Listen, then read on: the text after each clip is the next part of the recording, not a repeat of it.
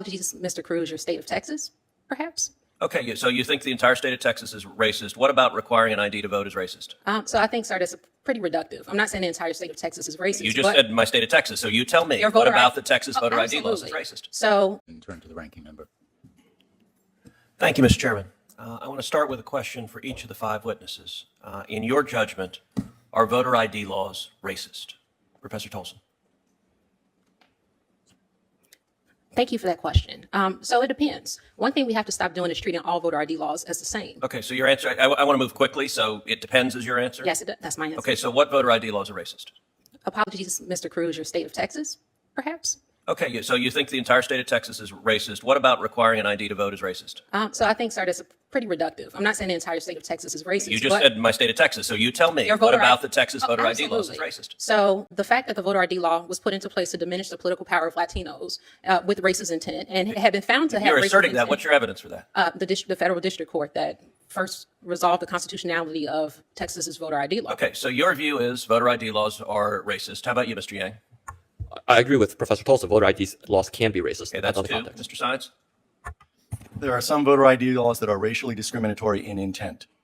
How about in practice? In intent, fine, you say there's some racist with a malevolent intent lurking in the back of their mind. But let's just talk about it as a practical matter. When I go to vote, they ask me for my ID. I pull out my ID, I show it to them, I vote. Is that racist? If the law that requires you to do that was motivated by racially discriminatory What intent about the under effect? our Set aside Constitution, intent. Set aside intent. I'm asking about the effect. yes, in effect, I Okay, think that Ms. there are Reardon. discriminatory effects from a number of voter ID laws. Okay, thank you, Ms. Reardon. I'm going to give the witness a chance to answer the question. Go ahead, Mr. Sine. Yes, in effects, I think many voter ID laws are discriminatory and in design.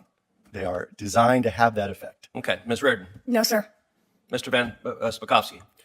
No, particularly because every single state that has passed an ID law has put in a provision to provide a free ID to anyone who doesn't have one. The turnout numbers show it has no effect. And I would remind everyone that the current version of the Texas voter ID law for in-person voting, the Obama administration agreed in court, in a court filing, that they were satisfied with it and that it was not discriminatory. You know, I have to say this range of question actually shows the wildly partisan nature of the Democrats' proposal.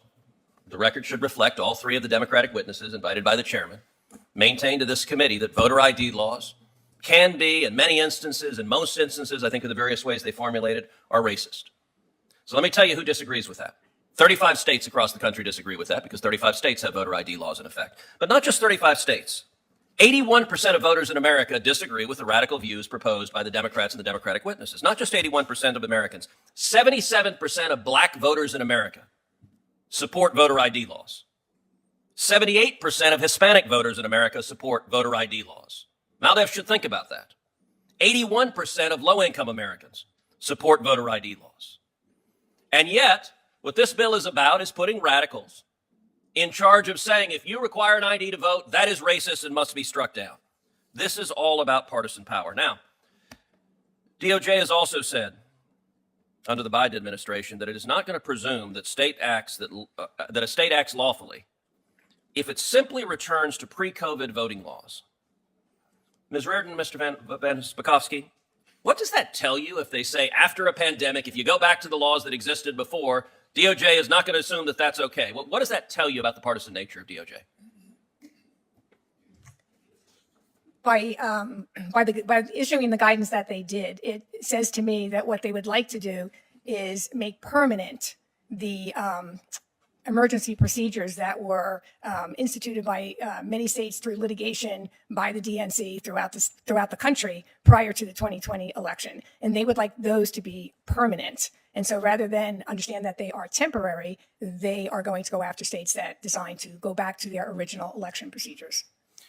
Well, and I think they also think Democrats did well under those emergency procedures, and so keeping those emergency procedures in place will predictably benefit Democrats. You know, I would note, in addition to disagreeing with the vast majority of the American people, the Democratic witnesses and the Democrats here also disagree with the United States Supreme Court. When I was the Solicitor General of Texas, I represented a coalition of states defending Indiana's voter ID law. Before the U.S. Supreme Court, a group of plaintiffs challenged that. It went to the Supreme Court, and the Supreme Court, by a vote of 6-3, upheld Indiana's voter ID law. Not only did they do so, Justice John Paul Stevens, one of the lions of the left, wrote the majority opinion where he said voter ID laws protect the integrity of elections. And yet, sadly, too many Democrats today don't want to protect the integrity of elections. And I've got to say, there is a view, particularly from Northeastern Democrats, that they look down on the rest of the country as a bunch of bigots and overalls, their Southern cousins who are too oafish to be as enlightened as they are. And I have to say, there's an incredible hypocrisy in that states like Georgia and Mississippi have a higher black voter registration rate than states like Connecticut, the chairman's home state. They have higher black voter turnout rates than states like Connecticut. They have a lower gap between black and white turnout than in states like Senator Blumenthal's Connecticut. And in fact, states like Georgia and Mississippi, African Americans vote at a higher rate than white voters, and in Texas, they're basically equal. One of the sad realities of today's Democratic Party is they define race as follows. If you're a Democrat, you qualify. So under the Democratic view, I'm not Hispanic. Senator Padilla is. If you're a Democrat, you're an Hispanic. My abuela would be very surprised to discover I wasn't Hispanic. But that's how Democrat views it. That's how the radicals in the civil rights division view it. And I will point out as an example, this committee, one federal district judge in the state of Texas, Jason Pulliam, is an African-American judge nominated by President Trump, sat at this table, presented superbly. The Democrats had no criticism, and every single Democrat on this committee voted against him. Why? Because they perceived him as a black Republican. He didn't qualify as a black man. And I actually asked, as the Democrats were voting against Judge Pulliam, do you have one basis to vote against him? Anything you disagree with? None of them had any single answer at all. This hearing's about one thing. It's about power, and it's about ensuring Democrats stay in power. That's cynical, and it's at the expense of democracy and the right of voters to express their will through free and fair elections. I'm going to ask my questions now and just begin by saying this hearing has nothing to do with any geographic discrimination, any idea that one state or another is oafish. It happens in an instant. Senator Ted Cruz leans forward, voice clipped, eyes locked, and asks the question that cuts to the bone. Are voter ID laws racist? The witnesses hesitate. Professor Tolson says, it depends, then suggests Texas as an example. So you think the entire state of Texas is racist? Cruz fires back, pinning the argument to something concrete, something testable. Another witness says voter ID can be discriminatory, in intent, and in effect. Others dissent flatly. No, sir. No. In the space of a minute, the table splits like a fault line. On one side, impact and intent. On the other, rules and equal treatment. And above all of it, the question of trust. Do Americans believe their elections are protected by simple verification or rigged by hidden disenfranchisement? This is not a polite colloquy about paperwork. This is the country arguing with itself about legitimacy. Cruz sharpens the stakes. He notes that 35 states require ID to vote. Evidence, he says, that mainstream America does not view ID as a barrier to democracy, but as a guardrail for it. He cites polls. 81% of voters support voter ID, including large majorities of Black and Hispanic voters, and even among low-income Americans. He invokes the Supreme Court's 6-3 decision upholding Indiana's ID law, written by Justice John Paul Stevens, the very kind of source progressives often herald as sober, institutional ballast. And then he turns the lens on the Department of Justice, saying it won't presume states act lawfully if they return to pre-pandemic rules, making emergency measures a new normal, not because of public health, but because those rules favor one party. This is about power, he says. Partisan power. The witnesses on the left speak to intent, what legislators meant, what a court once found in a version of Texas law. The witnesses on the right speak to outcomes, free IDs offered to anyone who needs one, turnout numbers that rise, gaps that narrow. It is the classic American divide in miniature, equity as motive versus equality as rule. And in that tension, you can hear the deeper argument.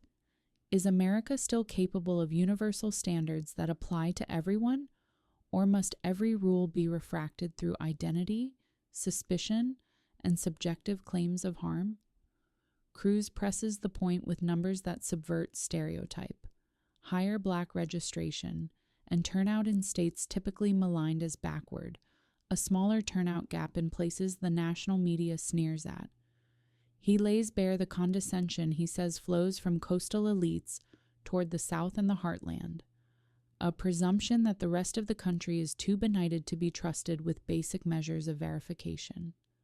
In that moment, the hearing becomes a referendum on a narrative, one that says asking for an ID is oppressive in Texas, but enlightened at an airport, essential at a bank, but suspect at a ballot box. The senator's challenge is simple, almost embarrassingly practical. If you must show ID for the mundane acts of modern life, why should the act that legitimizes self-government require less? Listen closely to the rhythm of the exchange. Every "it depends" is followed by a demand for specifics. Every invocation of intent is met with the concrete. When I go to vote, they ask me for my ID. I pull it out. I vote. The hearing reveals a fault that runs through our institutions. Too often, abstract claims about historical wrongs are used to overturn present tense safeguards, and the burden of proof is lowered until allegation functions like evidence. Cruz won't let it. He drags the debate back to facts, states, statutes, court decisions, turnout statistics, public opinion. He's not debating voter ID in the clouds. He's forcing it to stand in the light. And then comes the more uncomfortable question about the civil rights vocabulary that, wielded without care, can turn human beings into categories and skeptics into villains. When racism becomes a talisman, you invoke any time a rule constrains opportunity for fraud or error. The word loses its moral gravity. Real racism, historic, monstrous, dehumanizing, deserves the full sanction of law and culture. But to call a photo ID Jim Crow is to cheapen the language our grandparents bled for. It puts politics in the place where conscience belongs. This hearing is not just about voter ID. It's about leadership. It's about who tells the truth when the truth is unfashionable, and who hides behind phrasing tuned to pass Twitter inspection. It's about whether power in Washington is prepared to trust the people who sent them there, the truck driver, the nurse, the small business owner, to present the same proof of identity, to vote that they present to drive, fly, or cash a paycheck. It's about whether we still believe in one citizen, one vote, counted once, safeguarded by rules simple enough for anyone to understand and strong enough to deter those who would cheat. At the table, you can see two models of American lawmaking. One is maximalist, federalize elections, entrench pandemic exceptions, let unelected lawyers at the DOJ veto state reforms, and label dissent suspect. The other is humbler, respect the court, respect the states, respect the voters' common sense, and tighten the seams of a system whose credibility is the oxygen of our republic. Cruz stakes his ground with an argument that sounds less like a flourish and more like a warning. When elites decide that ordinary prudence is proof of bigotry, trust doesn't just decline, it collapses. And so the question we leave with is moral, not merely procedural. Do we want a democracy that treats citizens as competent adults, equal under law, capable of meeting the same basic requirements, or a system that sorts us into permanent grievance silos and calls that justice? Do we want elections that end arguments because everyone believes the process was fair, or elections that extend the argument forever because the process was deliberately blurred? The answer will not be written in think tank essays or whispered through agency guidance memos. It will be written in hearings like this, where a senator asks plain questions, where witnesses must choose between the comfort of slogans and the clarity of facts, and where the American people can hear the difference. Our institutions cannot survive on suspicion. They survive on standards. Standards applied without fear or favor. Standards strong enough to be trusted even by the losing side. That is the higher calling of self-government. That is the integrity voter ID is meant to protect. This is where the path forks. Choose clarity over cynicism. Choose standards over slogans. Choose a system worthy of the people it serves. Stand with us as we keep the cameras focused and the questions sharp. Support our work to expose the truth. Subscribe to Liberty Congress of USA. Top of form, bottom of form,